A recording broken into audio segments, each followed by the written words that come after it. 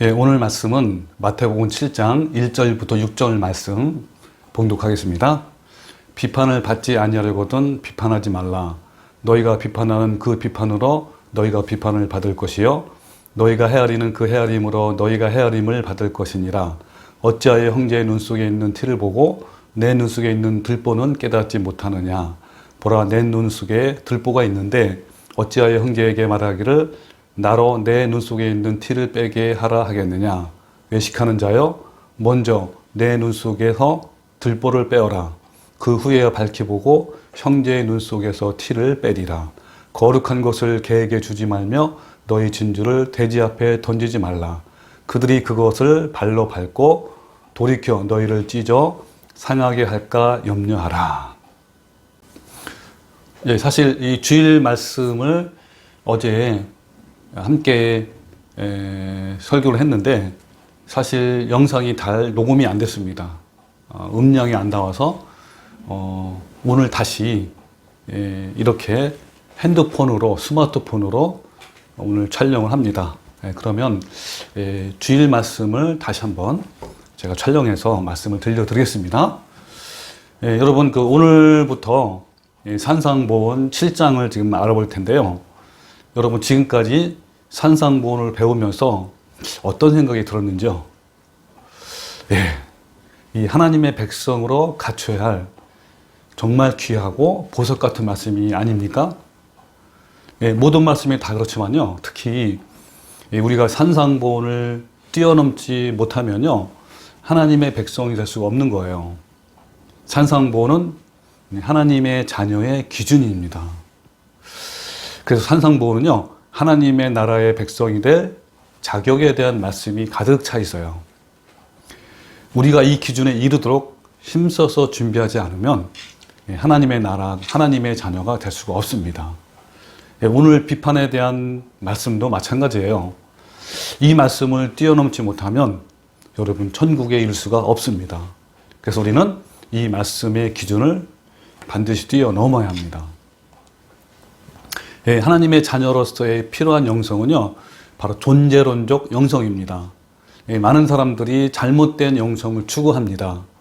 즉, 어떤 종교적 행위나 사역을 열심히 해서 얻는 영성을 추구합니다. 얼마나 교회 열심히 다녔는지, 얼마나 헌금을 많이 했는지, 그리고 봉사했는지, 또 어떠한 사역을 했는지에 대한 관심을 쏟고 있어요. 그러나 이 성경적인 영성은 존재론적 영성으로서 내면과 속사람이 새롭게 변화를 받는 영성을 말합니다. 여러분, 팔복에서 복이 있는 자, 이 복이 있는 자는 다른 말로 하면 하나님 나라에 합당한 자를 말합니다. 그래서 하나님 나라에 합당한 자는요, 심령이 가난한 자이며 애통하는 자입니다. 마음이 온유한 자이고 청결한 자, 그리고 핍박을 받아도 즐거워하는 자, 이런 자가 바로 존재론적 영성을 가진 자입니다. 존재론적 영성은요, 겉으로 드러나는 어떤 사역이 아니라 내면 속에 예수님을 닮은 존재가 되는 것을 말합니다. 오늘 본문 말씀에 나오는 이 비판에 대해서도요, 내면에서부터 변화를 받는 영성이어야 뛰어넘을 수 있는 사람이 되는 거예요. 오늘 비판에 대한 문제를 뛰어넘지 못한다면 아까도 얘기했지만 하나님의 자녀가 결코 될 수가 없습니다.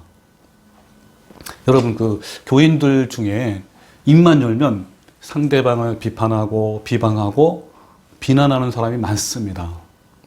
우리는 상대방의 어떤 자세한 사정이나 배경을 보지 못하고 겉으로 드러난 상황을 보고 막 판단하거나 또 비난하는 경우가 많습니다. 즉 무슨 말이냐면 우리는 상대방의 어떤 배경이나 형편이나 처지, 아픔을 잘 모르잖아요. 이런 상태에서 내 입장만 생각하고, 그러니까 상대방을 쉽게 비판하고 정죄를 잘 하는 거죠. 남을 비판하고 또 비난하고 정죄하는 것을 하나님이 다 보고 계실 뿐만 아니라 마지막 심판대에서 그대로 되돌려 줄 것이라고 하나님은 분명히 말씀하십니다. 상대방을 쉽게 판단하고 정죄하게 되면 하나님의 심판이 엄하게 임한다고 말씀합니다. 여러분, 이 사실을 우리가 안다면요, 여러분, 남을 쉽게 비판하거나 정죄하지 않게 됩니다. 우리는 이것을 항상 잊지 말아야 합니다. 자, 오늘 본 말씀 1절, 2절. 비판을 받지 아니하려거든 비판하지 말라. 너희가 비판하는 그 비판으로 너희가 비판을 받을 것이요, 너희가 헤아리는 그 헤아림으로 너희가 헤아림을 받을 것이니라. 자, 이 말씀이 오늘 본문 말씀의 결론 부분인데요. 이 말씀은 사실 성경 번역에 심각한 오류가 있습니다. 여기 비판하다라는 이 말의 헬라어는 크리노인데, 크리노. 이 크리노는 비판이 아니라 판단하다라는 뜻이에요. 또는 심판하다 이런 뜻인데, 판사가 재판에서 판단을 하잖아요. 심판한다 이런 건데, 바로 이런 의미로 사용되는 단어예요. 그 여러분 KJV 성경도, 영어 성경에도요, do not judge, 판단하지 말라. 그럼 이 판단이라는 것과 비판은 굉장히 다른 뜻입니다. 그리고 이 공동 번역이나 또는 현대인 성경에도 판단이라고 번역이 잘 되어 있어요. 그래서 우리는 이 말씀에서 비판이 아니라 판단으로 여러분 읽어야 됩니다. 자, 그러면요, 비판을 받지 아니하려거든 비판하지 말라라는 말씀을 제가 주어도 넣어서, 그리고 비판을 판단으로 바꿔서 한번 제가 읽어볼게요. 너가 하나님께 판단을 받지 않으려면 남을 판단하지 말라, 이런 뜻이죠. 그런데 여러분, 이 말씀을 보면요, 남을 판단하지 말라라는 내용이라고 여러분 생각이 들죠. 그러나 이 전체 문맥을 쭉 따라 읽고 해석을 하면요, 이 말씀은 판단하지 말라라는 말씀이 아니고, 너가 먼저 하나님께 판단을 받으면 남을 판단할 수 있다라는 의미입니다. 즉, 오늘 보는 말씀의 전체의 뜻은요, 형제를 판단하라는 그 내용이에요. 자, 이 부분은 나중에 자세히 설명하겠습니다. 성경에서는 분명히 비판은 금하셨지만, 우리가 올바른 신앙을 위해서 항상 판단하지 않으면 잘못된 교리에 빠질 수가 있습니다. 그러므로 우리는 판단을 해야 합니다. 그러나 비판해서는 안 돼요. 그래서 먼저 성경 전체를 통해서 비판을 하지 말라는 말씀을 먼저 알아보고요, 이어서 오늘 본문 말씀에서 말하는 판단하라라는데, 그것이 어떤 것인지 한번 알아보겠습니다. 여러분, 어떤 형제가 좀 부족하고 모자란다고 해서 그 형제가 보이지 않는 데서 비난도 하고 비판을 하는 것은요, 그 사람의 인격을 무시하고 살인하는 행위입니다. 이런 비판은 반드시 여러분이 극복을 해야 합니다. 그렇지 않으면요, 하나님 나라에 합당한 성품이 아니에요. 이 하나님 나라에는 서로 막 비난하고 비판하고 비방하는 성품을 가진 자가 아무도 없어요. 이런 비판에 대해서 로마서 14장의 말씀을 한번 같이 알아볼게요. 1절에 보면 믿음이 연약한 자를 너희가 받되 그의 의견을 비판하지 말라 그랬죠. 자, 믿음이 연약한 자를 받고 비판하지 말라 그랬습니다. 또 어떤 사람은 모든 것을 먹을 만한 믿음이 있고 믿음이 연약한 자는 채소만 먹느니라. 먹는 자는 먹지 않는 자를 업신여기지 말라. 또 먹지 않는 자는 먹는 자를 비판하지 말라. 여기 보면 업신여기지 말라고 했고 비판하지 말라고 했습니다. 이는 하나님이 그를 받으셨습니다. 남의 하인을 비판하는 너는 누구냐? 그가 서 있는 것이나 넘어지는 것이 자기 주인에게 있음에 그가 세움을 받으리니 이는 그를 세우시는 권능이 주께 있음이라. 이 말씀은 사람을 심판할 주권, 즉 사람을 판단할 수 있는 주권은 하나님께만 있는데 왜 너가 남을 판단하고 또 심판하냐? 만일 너가 남을 심판하면 너가 그 사람의 주인의 행세를 하는 것 같다. 그러므로 하지 말라 이런 뜻이죠. 여러분, 이 비판은요, 이 공동체를 무너뜨리는 사탄의 치명적인 무기입니다. 이것은 마치요, 뚝에 작은 구멍이 생겨서 물이 조금씩 새기 시작을 하다가 마침내 뚝 전체가 무너지는 것처럼 몇 사람의 작은 비판이요, 시간이 점점 흐르면서 마침내 공동체 전체를 무너뜨리게 하는 것이 바로 비판이에요. 믿음이 연약한 자를 너희가 받되 그의 의견을 비판하지 말라라고 말씀하셨는데, 이 믿음이 연약한다는 말은요, 믿음이 병든 상태를 말하고요, 그리고 믿음이 한결같지 않고 자꾸 이렇게 변하는 그런 상태를 말합니다. 그러니까 믿음이 약한 자는 이 말씀과 진리에 대해서 올바르게 판단을 잘 못합니다. 그리고 말씀을 알지만 실천할 의지가 없는 자를 말하는 거예요. 한 공동체 안에서도요, 같은 말씀을 오랫동안 들어왔던 형제 자매라 할지라도 말씀에 무지한 사람들과 또 진리에 올바르게 서 있지 못한 사람들이 많이 있어요. 그렇게 오랫동안 진리에 대한 말씀을 함께 나눴음에도 불구하고 막상 대화를 하다 보면 전혀 모르는 경우가 종종 있습니다. 또한 말씀에 대한 바른 깨달음은 알고 있지만 실제 삶에서 살아내지 못하는 이들도 많이 있어요. 그래서 이렇게 연약한 자들은요, 한결같지 않고 또 자주 넘어지고 실수도 자주 합니다. 그래서 어쩌면 이 믿음이 강하다고 하는 사람들, 즉 말씀을 확고하게 깨닫고 신앙도 열정적인 사람들에게는 이 약한 믿음을 가진 자를 보면요, 참 답답해요. 그러다 보니까 때로 그 사람을 막 비판하게 되는 실수를 범하기도 합니다. 이것은 믿음이 강하다고 하는 사람들에게서 발견되는 연약함이기도 하며 죄이기도 합니다. 그러나 비판은 믿음이 약한 자들이 범하는 죄가 아니라 믿음이 강하다고 말하는 사람들이 흔히 범할 수 있는 그런 죄입니다. 대부분 공동체의 붕괴는요, 믿음이 강하다고 하는 사람들에 의해서 발생합니다. 그러나 이 사람들은 자신이 얼마나 부패하고 교만한 자임을 모르고 있어요. 진정으로 믿음이 강한 사람은요, 형제가 좀 믿음이 약해서 좀 부족하기도 하고 모자라기도 하고 또 어리석기도 하지만 그런 부분을 잘 용납도 하고 이해를 해주고 수용을 합니다. 진정으로 믿음이 강한 성도는요, 자신이 하나님 앞에서 어떤 존재임을 잘 알기 때문에 늘 겸손함과 긍휼의 마음으로 실수하는 믿음이 연약한 자들을 비판하지 않아요. 그것도 그들을 가르치거나 훈계하거나 교육하거나 질책을 하려 하지 않습니다. 약한 사람을 감싸주고 세워주는 것이 바로 아가페 사랑과 긍휼의 마음에서 나오는 거예요. 그러니까 연약한 자들을 주님의 마음으로 오래 참아주고 기다려줘야 합니다. 믿음이 강한 자는 연약한 사람을 받되 그 의견을 비판하지 말고 받아줘야 하는 것이죠. 비판하지 않고 받아주는 것, 그것이 바로 진짜 믿음이 강한 자들이에요. 여러분, 비판은 정말 추합니다.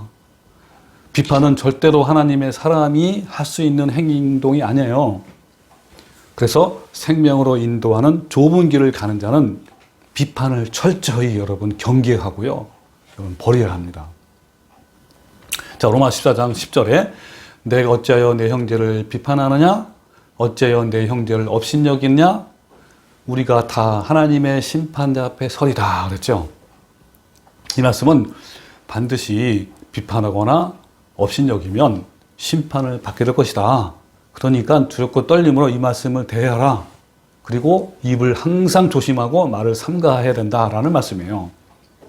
또 계속 읽으면요, 기록되었으되 주께서 이르시되 내가 살았노니 모든 무릎이 내게 꿇을 것이요 모든 혀가 하나님께 자백하리라 하였느니라. 이러므로 우리 각 사람이 자기를 하나님께 직구하리라 그랬습니다. 형제를 비판하는 것과 업신여기는 문제는 여러분 결코 사소한 문제가 아닙니다. 이 모든 것들은요, 우리가 장차 서야 할 심판대 앞에서 그대로 자신에게 되돌아오는 무서운 죄악입니다. 여러분이 이 사실을 안다면 우리는 절대로 남을 함부로 비판하거나 업신여기지 못할 거예요. 하나님은 이 모든 것을 다 기억하고 계십니다. 그리고 그것을요, 심판대 앞에서 다루신다는 것을 우리가 잘 안다면 두렵고 떨림으로 여러분 비판을 안 하게 될 겁니다. 장차 심판대 앞에서 모든 이들이 무릎을 꿇게 되며 모든 혀가 자백을 하게 될 겁니다. 우리 각 사람이 자기를 하나님께 직고한다고 했죠. 이 말의 원래 뜻은요, 이런 거예요. 하나님께 자기를 회개보고한다. 여러분, 어떤 회사나 기업에서 회계보고는 철저히 하잖아요. 회계보고 할 때 감사도 있어가지고 하나하나 다 꼼꼼히 따져보고 옳고 그름을 판별합니다. 그것처럼요, 이것은 누구도 하나님도 속일 수 없다는 거예요. 누구도. 그러니까 자신이 해왔던 비판과 업신여김에 대해서 이것을 스스로 보고한다는 거예요. 그러므로 우리는 심판대 앞에서 결산할 그날의 두려움을 깨달아서 형제를 비판하거나 업신여기지 맙시다. 그래서 마태복음 12장 36절에 예수님께서 이렇게 말씀합니다. 내가 너에게 이르노니 사람이 무슨 무익한 말을 하든지 심판날에 이에 대하여 신문을 받으리라 그렇습니다. 여러분, 무슨 무익한 말? 여러분, 무익한 말이 어떤 말일까요? 오늘 말씀한 것처럼 비판의 말, 비난, 비방하는 말, 시기하고 질투하는 말, 교만한 말, 오만한 말, 이런 것들이 전부 다 무익한 말입니다. 여러분, 함부로 비판하는 것이 얼마나 두려운가 한번 생각해 보십시오. 그래서 우리는요, 마지막 때일수록 더 이 말을 조심해야 되는데 어떻게 살아야 하는지 에베소서 4장 23절에 잘 나타나 있습니다. 제가 한번 읽어볼게요. 오직 너희의 심령이 새롭게 되어 하나님을 따라 의와 진리의 거룩함으로 지으심을 받은 새 사람을 입으라. 예, 거룩함으로 새 사람을 입으래요. 그런즉 거짓을 버리고 각각 이웃과 더불어 참된 것을 말하라. 이는 우리가 서로 지체가 됩니다. 분을 내어도 죄를 짓지 말며 해가 지도록 분을 품지 말고 마귀에게 틈을 주지 말라. 무릇 더러운 말은 너 입 밖에도 내지 말라 그랬어요. 예, 무익한 말, 더러운 말, 입 밖에도 내지 말라. 그리고 오직 덕을 세우는 데 소용되는 대로 선한 말을 하여 듣는 자들에게 은혜를 끼치게 하라. 여러분, 은혜를 끼치는 말을 해야 돼요. 한마디라도. 그다음에 너희는 모든 악독과 노함과 분냄과 떠드는 것과 비방하는 것을 모든 악이 함께 버리고 서로 친절하게 하며 불쌍히 여기며 서로 용서하기를 하나님이 그리스도 안에서 너희를 용서하심 같이 하라라고 말씀합니다. 여러분, 얼마나 여러분 좋은 말씀입니까? 여러분, 이 말씀대로 앞으로 살아가십시오. 남들이 들었을 때 상처가 되는 말, 공격적인 말, 모욕적인 말, 조롱하는 말, 이 경멸하는 말을 여러분 절대로 하지 마십시오. 이것은요, 나에게 원수일지라도 또 나에게 해를 가하는 자에게도 마찬가지입니다. 여러분, 자기 이웃을 사랑하는 것은요, 이방인도 다 하는 거예요. 여러분, 예수님이 원수 같은 나를 용서하신 것처럼 자신에게 해를 가하는 자에게도 정죄하거나 비판의 말을 하지 말고 오히려 긍휼의 마음으로 용서하라고 하는 거예요. 비록 상대방이 옳지 않고 내 주장이 막 옳아도요, 내 주장이 옳다고 막 주장하지 말고 그러면서 또 남을 뭐 비방하거나 또 이렇게 비판하지 말고 여러분 그냥 이해를 해주는 겁니다. 비방하면 안 됩니다. 상대방이 나를 모함하는 말을 하고 또 나를 비방하고 비난하고 비판을 하더라도요, 여러분 거기서 똑같이 보복하거나 반응하지 마십시오.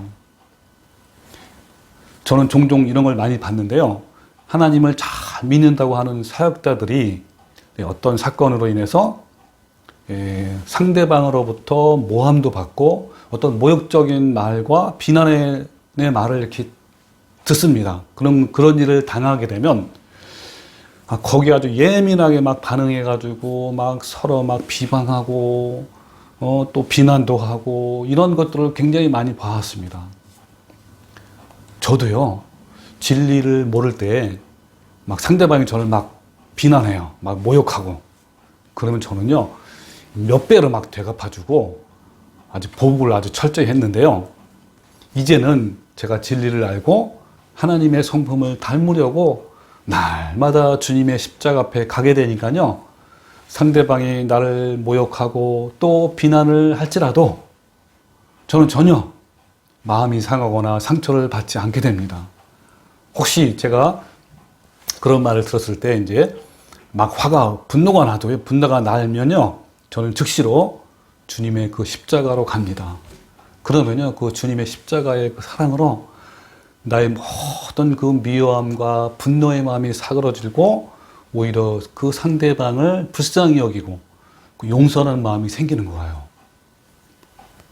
여러분, 하나님은요, 어떤 일을 할 때, 어떤 것을 또는 사역을 할 때, 어떤 일을 볼 때요, 옳고 그름을 보는 것이 아니라 그 일을 어떻게 처리하는지 그 사람의 성품을 보시는 분이 하나님이셔요. 예수님은요, 자신을 모욕하고 조롱하고 막 침뱉고 창으로 찌른 자들을 불쌍히 여기셨고요, 용서하셨어요. 그런데 사람들은 왜 툭하면 비판을 할까요? 그렇게 교회에서도 명망이 있고 헌신하는 사람들을 이렇게 만나보면요, 쉽게 남을 막 비판하고요, 함부로 말하는 사람이 굉장히 많습니다. 저도 많이 봐왔어요. 왜 그렇죠? 세 가지 이유가 있습니다. 첫 번째는 자신이 남보다 더 정의롭다고 생각을 하기 때문에 그래요.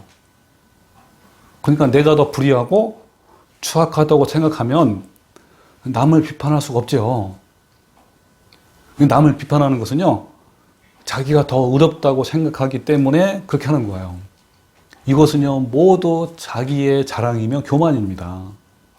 두 번째는요, 내가 하면 선이고 너가 하면 악이라고 여기는 독선 때문에 그렇습니다. 여러분, 요즘에 정치권에서 내로남불 아시죠? 내가 하면 로망이고 로맨스이고 너가 하면 불륜이다 라는 그 내용 아닙니까? 그 다음에 세 번째는 나는 너보다 귀하다는 의식을 하기 때문에 그런 거예요. 여러분, 하나님은 마음이 교만해져서 남을 비판하고 업신여기는 사람은 매우 싫어하십니다. 하나님은 비판하는 말과 그 마음을 다 아시고 어떻게 한다고요? 그대로 갚아주시는 분이 하나님이셔요. 그래서 사무엘상 2장 2절에 이런 말씀이 있어요. 여호와와 같이 거룩하신 이가 없으시니 이는 주밖에 다른 이가 없고 우리 하나님 같은 반석도 없으심이니이다. 그러면서 심히 교만한 말을 다시 하지 말 것이며 오만한 말을 너희의 입에서 내지 말지어다. 여호와는 지식의 하나님이시라 하시면서 행동을 달아보시느니라 그랬습니다. 예, 맞습니다. 하나님은요, 매 순간 우리의 말과 행동을 달아보십니다. 그래서 우리는요, 두렵고 떨림으로 거룩함을 이루어야 하는 거예요. 제가 여러분, 그 다윗의 사례를 통해서 그 인간이 얼마나 독선적이며 교만한지 그 정체성을 한번 제가 말씀을 통해서 같이 한번 알아볼게요. 여러분, 그 다윗이 옥상에서 거닐다가 그 우리아의 아내인 밧세바의 아름다움을 보고 그를 취했잖아요. 즉 간음죄를 짓고요. 또 그의 그 남편, 그 충직한 우리아를 그 전쟁터로 보내가지고 죽였습니다. 즉 살인죄까지 지은 거예요. 어마어마한 큰 죄 아닙니까? 아, 예. 근데 그런 다윗이 정말 하나님 앞에 엎드려서 빌고 회개하고 좀 그래야 마땅한데 몇 달이 지나도록 자기 죄를 깨닫지 못하고 그냥 있는 거예요. 그래서 하나님께서 나단 선지자를 보내면서 다음과 같은 이야기를 해줍니다. 어떤 이야기냐면 한 성읍에 두 사람이 있는데 한 사람은 굉장히 부자예요. 그래서 양과 소가 심이 많다고 그랬고요. 또 한 사람은 가난한 사람인데 이 사람에게는 작은 암양 새끼 한 마리밖에 없어요. 이 암양 새끼는 같이 가족과 먹고 또 같이 마시기도 하고 같이 또 잠을 자요. 그 품에. 가족 같은 그런 암양 새끼예요. 근데 어느 날 그 부잣집에 손님이 찾아옵니다. 근데 그 손님을 대접하기 위해서 이 부자는 자기의 양과 소를 아껴서 잡지 않고 가난한 사람의 양 새끼를 빼앗아다가 손님을 대접한 거예요. 그 말을 나단 선지자가 다윗한테 이야기하니까 이 다윗 왕이 분노해가지고 뭐라 그러냐면 여호와의 살아계심을 맹세하노니 이 일을 행한 사람은 마땅히 죽어야 된다. 쉽게 말하면 내가 죽일 것이다. 죽어도 마땅하다 그런 거예요. 여러분요, 다윗은 자기가 의롭다고 생각했기 때문에 이렇게 분노가 솟구쳐 오른 거예요. 여러분, 이 다윗의 이런 모습을 보면 어떻죠? 본인은 정말 어마어마한 죄를 졌잖아요. 간음죄를 졌고 또 그 남편도 죽였고. 여러분, 이 얼마나 뻔뻔하며 독선적이고 교만합니까? 그래서 나단 선지자는 최후로 다윗한테 당신이 바로 그놈이다 라고 하는 거예요. 내 놈이 바로 그놈이다, 그 사람이다 라고 한 거죠. 여러분, 우리도요, 다윗처럼 자기는 의로운 것처럼 생각을 하고요. 그러면 어때요? 상대방의 잘못을 향해서는 맹렬하게 분노하는 거예요. 이 교만한 사람들은요, 자신이 하나님 앞에서 더 가증하고 부패한 사람인 줄을 잘 모릅니다. 그러니까 어때요? 조금 잘못한 사람을요, 비난도 하고 정죄를 하는 거예요. 여러분, 이렇게 남을 비난하는 사람이 더 나쁜 사람이에요. 지금 이건 다윗처럼. 사람들은 자신이 더 나은 사람이고 더 의롭고 더 정의롭다고 생각을 합니다. 자신의 판단이 더 옳다라고 생각합니다. 그래서 우리는 입만 열면 남을 비판합니다. 저 사람은 저렇고 이 사람은 이렇고 또 이런 것은 잘못됐고 저런 것은 안 됐고 이러면서 늘 비난을 하는 거예요. 그러나 하나님은 다윗에게 지적을 한 것처럼 너가 바로 더 악한 사람이다. 그 사람이 바로 내 놈이다. 라고 하신 거예요. 자신의 추악한 마음을 알지 못하고 비난을 하는 사람에게 예수님은 그리스도 심판대에서 다음과 같이 말씀을 할 거예요. 뭐라고 말씀하시냐면, 야, 너는 나의 성품이 없구나. 내가 너를 도무지 알지 못하니 불법을 행하는 자다. 내게 떠나가라. 라고 책망하실 것입니다. 여러분, 과연 우리는요, 남을 비판할 자격이나 있습니까? 내 자신이 하나님 앞에서 어떤 상태인지 모르기 때문에 남을 함부로 비난하고 정죄를 하는 거예요. 내 자신을 하나님 앞에서 잘 안다면 결코 남을 비판할 수가 없어요. 그래서 다윗은요, 이런 나단 선지자로부터 지적을 받았을 때 어때요? 바로 자신의 부패함을 자각하고 애통하고 상한 심령으로 죄를 회개합니다. 여러분, 이것이 바로 다윗의 위대한 부분이에요. 왜 다윗이 하나님과 합한 자입니까? 예, 바로 이런 부분 때문에 그런 거예요. 그런데 대부분 사람들은요, 바로 당신이 나쁜 사람입니다 라고 지적하면 그것을 인정하지 않고요, 막 분노해요. 왜 내가 나쁜 사람이냐고. 그러나 다윗은 바로 내 놈이다 할 때 어때요? 그냥 바로 엎드려지면서 눈물로 회개를 한 거예요.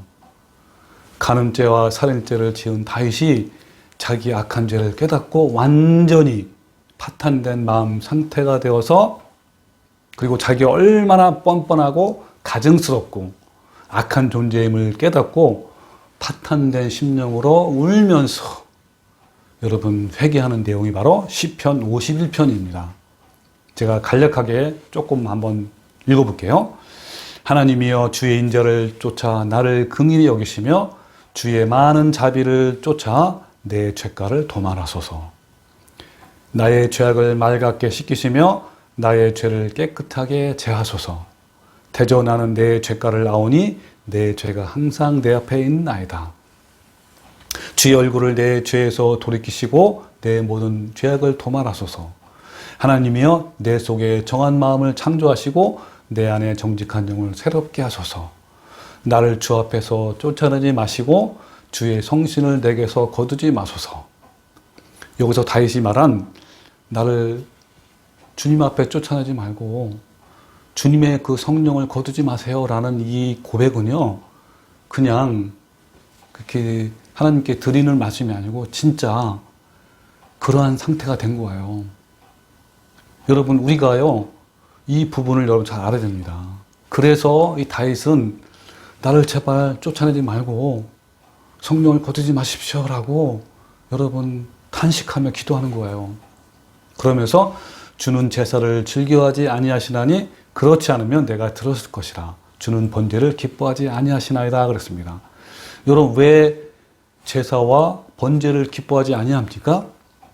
예, 바로 그 마음이 부패하고 타락한 그 마음으로 주님께 드리면, 다시 말씀드리면 생활에서 정말 하나님의 말씀을 거룩한 삶을 살아야 되는데 그런 삶을 살지 않는 상태에서 드리는 번제와 제사와 예배와 찬양을 하나님이 안 받으십니다.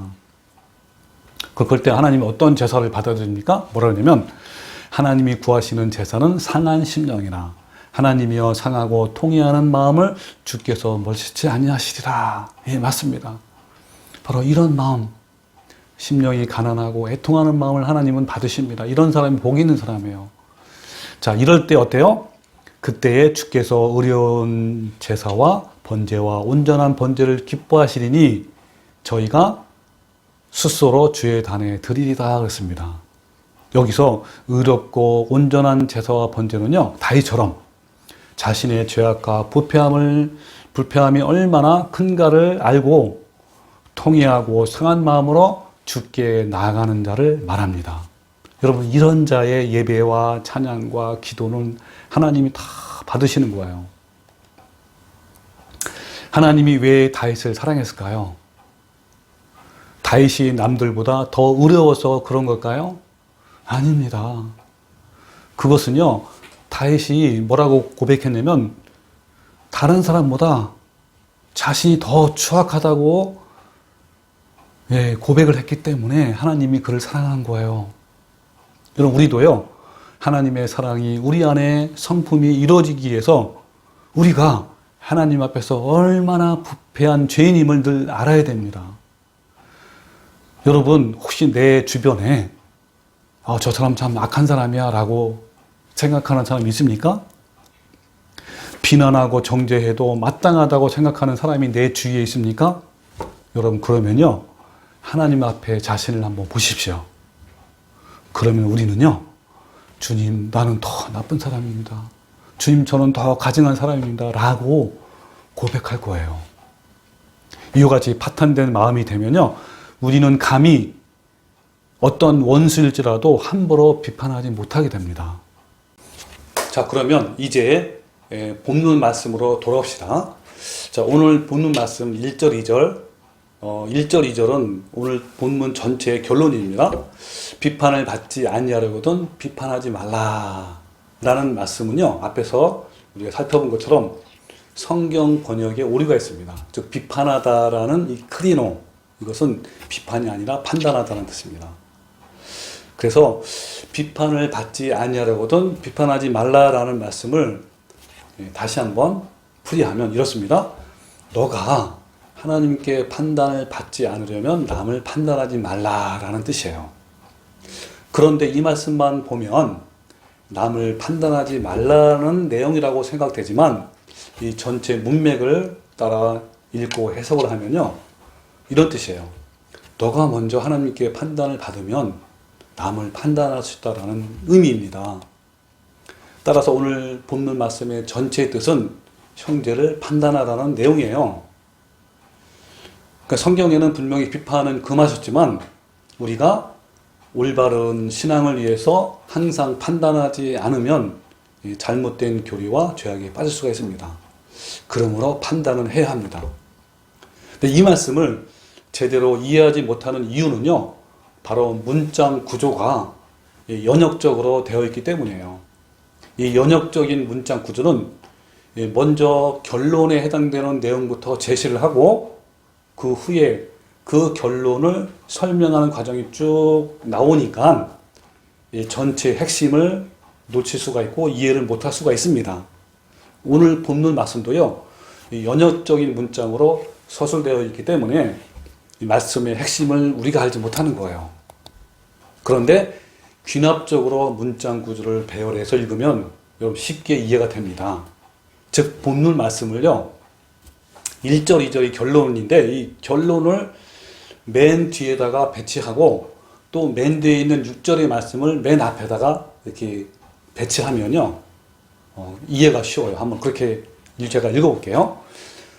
다시 말하면 6절을 먼저 읽고 그 다음에 3절부터 5절, 그 다음에 1절, 2절을 맨 뒤에 읽는 거예요. 자, 6절부터 읽어볼게요. 거룩한 것을 개에게 주지 말며 너희 진주를 돼지 앞에 던지지 말라. 저희가 그것을 발로 밟고 돌이켜 너희를 찢어 상할까 염려하라.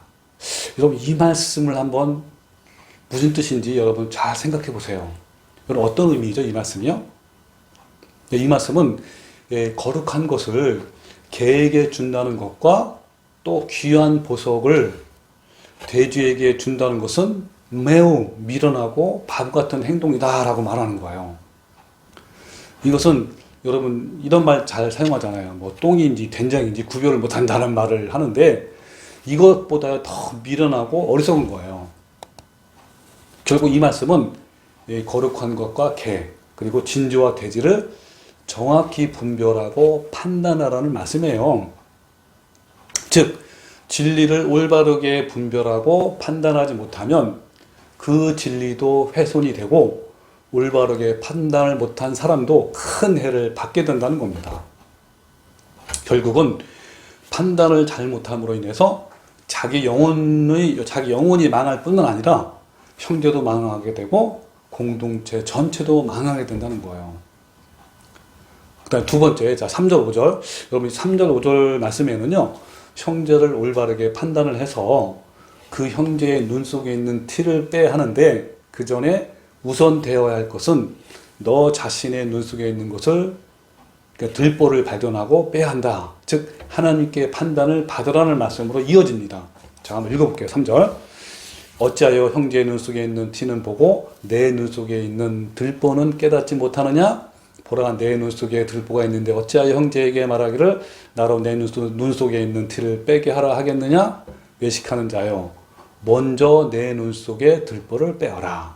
그 후에야 밝히 보고 형제의 눈 속에서 티를 빼리라. 그럼 이 말씀의 결론은요, 형제의 눈 속에 있는 티를 빼주라는 것입니다. 이 말씀이, 이 부분이 오늘 말씀의 핵심이에요. 여러분, 만약 형제의 눈 속에 티가 있는데, 그죠? 이것을 여러분 반드시 빼어줘야 합니다. 만약에 그 형제의 눈 속에 티가 있는 그것을 빼지 못하면요, 그 형제는 늘 고통과 불편함으로 살아야 되잖아요. 그 무슨 말이에요? 이거는 이런 거예요. 형제가 잘못된 길로 가고 있는데 그것을 판단해주고 분별해주지 않으면 그 형제는 영원한 멸망으로 빠질 수가 있어요. 그러니까 그거를 제대로 판단해주고 분별해줘서 어때? 올바른 길로 갈 수도 해주라 이런 말이에요. 이것이 형제의 티를 빼주는 거예요. 그런데 이 티는요, 스스로 발견하기도 어렵지만 스스로 빼기가 더 어려워요.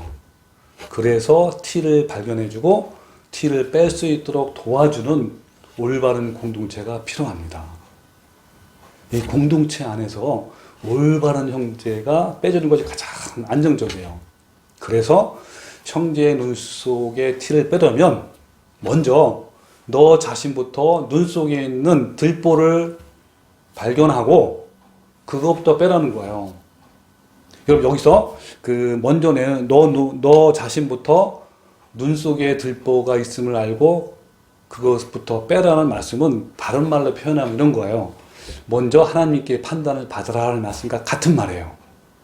즉 뭐냐면 내 자신이 하나님 앞에서 판단을 받지 못한 상태에서 남을 판단하지 말라라는 거예요. 그러니까 판단을 하려면 너 자신부터 하나님 앞에서 판단을 받으라는 것입니다. 하나님 앞에서 판단을 받지 못한 사람은 남을 판단할 자격이 없다라는 말씀이에요. 그래서 3절, 5절 말씀을 잘 이해를 하면 이제 마지막 결론 부분 1절, 2절 말씀을 제대로 이해할 수가 있습니다. 자, 1절, 2절. 그러므로 너가 하나님께 판단을 받지 아니하려거든 남을 판단하지 말라. 여러분, 이 말씀을 쉬운 문장으로 표현하면 무슨 말씀이죠? 예, 바로 이런 말씀이죠. 남을 판단하려면 너가 먼저 판단을 받으라는 말씀. 여러분 이제 이해가 되십니까? 예, 이 말씀이 결론이에요. 그러니까 자신이 하나님 앞에서 판단을 받지 않고 남을 판단하면 하나님께서 너를 판단할 것이다 라는 말씀이죠. 그러므로 결론은 판단하라는 말씀이며, 그리고 우선 돼야 할 것은 너 자신부터 판단을 받으라는 겁니다. 자, 그렇다면 먼저 자신이 판단을 받으라는 말씀이 뭘까요? 예, 5절 끝에 보면요. 5절에 보면 외식하는 자여 먼저 내 눈 속에 들보를 빼어라. 그 후에야 밝히 보고 형제의 눈 속에 티를 빼리라. 그러니까 뭐냐면 내가 내 안에 있는 들보를 빼면 어때요? 밝히 볼 수 있다는 거야. 누구를? 형제의 티를. 우리는 내 눈 속에 큰 들보가 있다는 것을 잘 모릅니다. 그 상태에서 남을 보니까 티를 잘못 보는 거예요. 즉 자신이 얼마나 심각하게 부패하고 추악한 죄인임을 모르고 남의 사소한 잘못을 보고 비판하고 또 판단하는 것을 말합니다. 하나님은 분명히 자신이 먼저 들보를 처리하라고 말씀하세요. 자신이 먼저 주님께 판단을 받지 아니하고 남을 함부로 판단하는 사람을 뭐라 그랬죠? 예, 외식하는 자. 이 외식하는 자는 위선자라는 뜻입니다.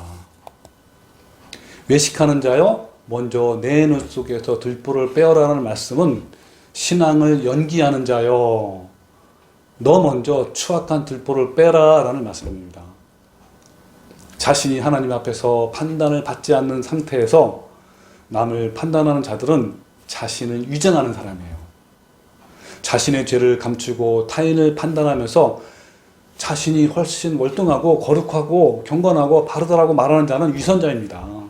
그래서 하나님은 너가 먼저 통회하고 상한 마음으로 주님께 나가서 철저히 회개하고 너희 부패한 자아를 죽여서 예수님의 아름다운 성품을 먼저 가져라 라고 말씀한 겁니다. 그러면 어떻게 될까요? 마음이 가난하고요, 온유해지고 청결해져서 두렵고 떨리는 마음으로 또 하나님의 마음으로 형제의 티를 올바르게 뺄 수 있는 겁니다.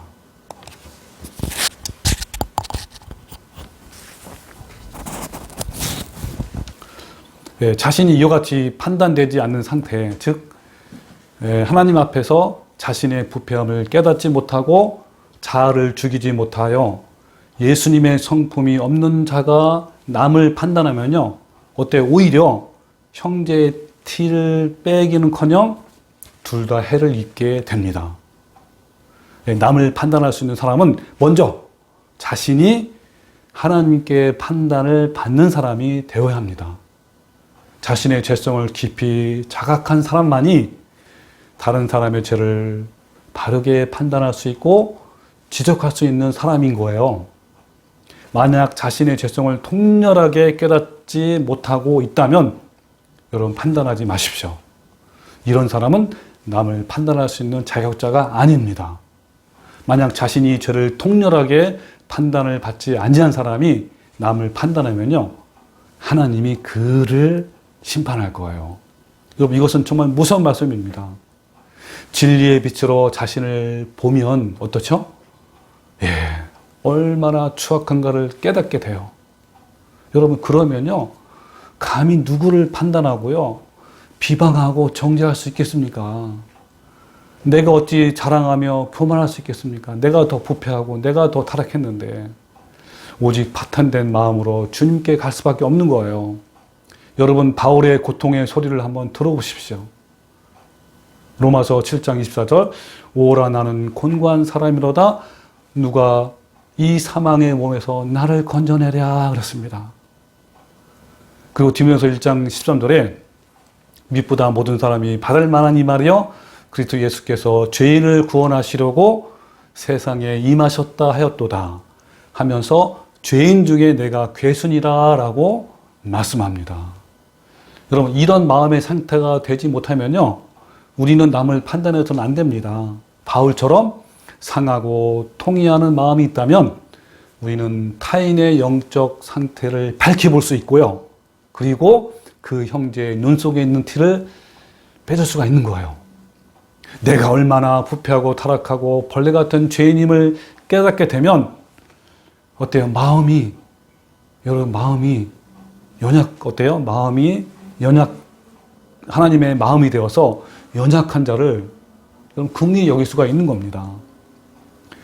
여러분 사도 바울이 뭐라고 말씀했냐면 자신이 죄인 중에 괴수라라고 말씀했는데 이 말씀이 무슨 뜻이죠? 네, 여기서 사도 바울이 자신을 가리켜서 죄인들의 우두머리라고 표현한 것은요.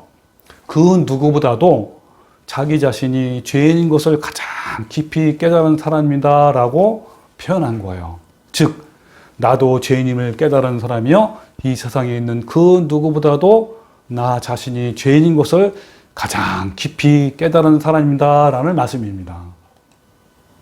그래서 바울은요 날마다 죽는다고 고백합니다. 그래서 고린도전서 13장 31절에요 형제들아 너희에 대한 나의 자랑을 두고 단언하오니 나는 날마다 죽노라 그랬어요.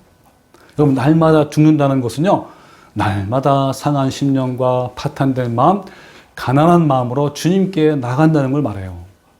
나의 부패함을 깨닫고 파탄된 심령이 되면요 저절로 주님께 다음과 같이 고백을 합니다. 주님 저는요 추악한 죄인입니다. 저에게는 선한 것이 하나도 없습니다. 저는 죄인 중에 죄인입니다. 저를 불쌍히 여겨주세요. 여러분 이것이 바로 본질적인 파탄된 상태, 즉 가난한 마음, 애통하는 마음의 그런 마음인 상태입니다. 우리가요 말씀에 늘 나를 비추면요 여러분 우리 마음이 어떤 마음이 됩니까? 주님 저는 아무것도 아닙니다. 주님 저는 부패한 죄덩어리입니다. 나를 불쌍히 여겨주세요. 주님 나를 다스려 주세요. 주님의 성품을 나를 고쳐주세요 라고 겸손한 마음이 됩니다. 우리는 형제가 티로 인하여 괴로워하고 힘들어할 때 그 형제의 티를 빼어줘야 하는데 특히 교회에서 형제를 판단하고 분별해서 올바른 진리로 인도할 수 있는 위치에 있는 사람이 바로 사역자들이 가장 많습니다. 그러므로 하나님 앞에서 제대로 판단을 받지 못한 사람은요 사역자가 되면 안 돼요. 먼저 하나님 앞에서 부패한 자가 깨어지고 죽은 사람만이 남을 살릴 수 있는 자격이 있는 겁니다.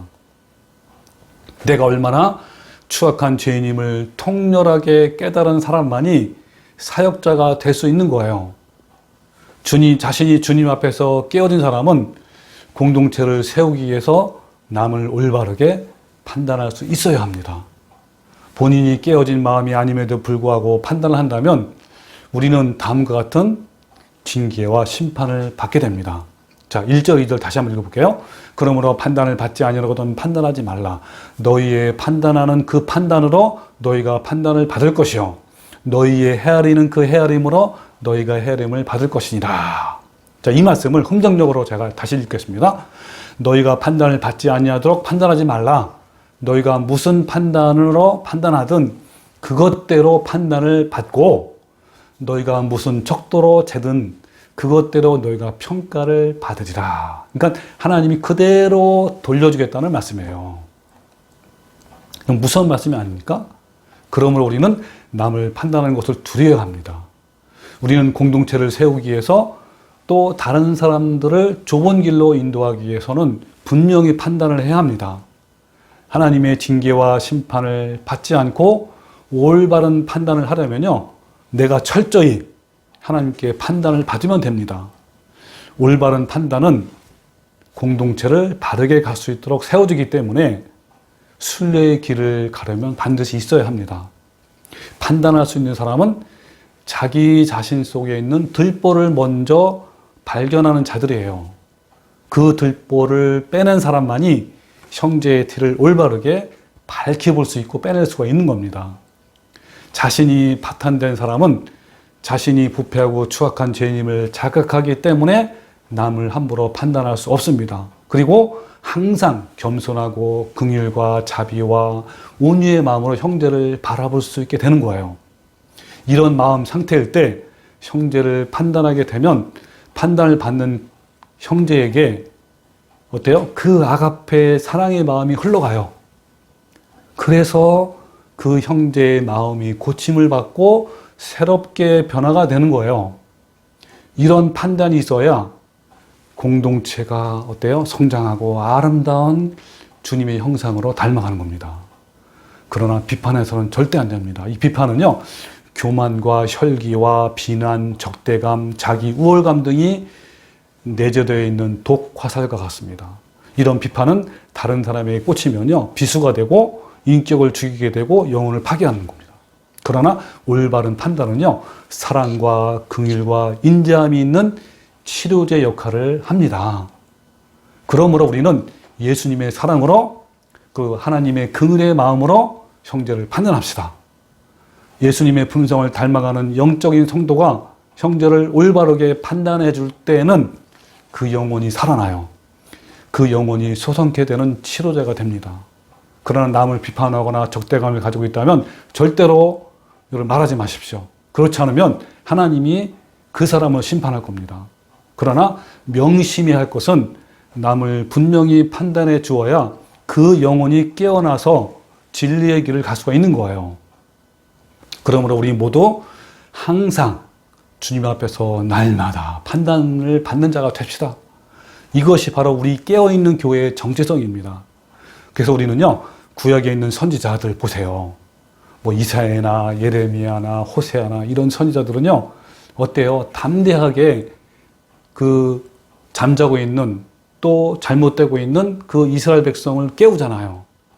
우리도 어때요? 그런 예레미야처럼 신앙에서 잠자는 자를 깨우고요, 잘못된 교리에서 빠진 자들을 깨우고요, 마지막 사명을 깨우기 위해서 담대하게 분별해주고 판단을 해줘야 합니다. 담대하게 진리를 외쳐야 합니다.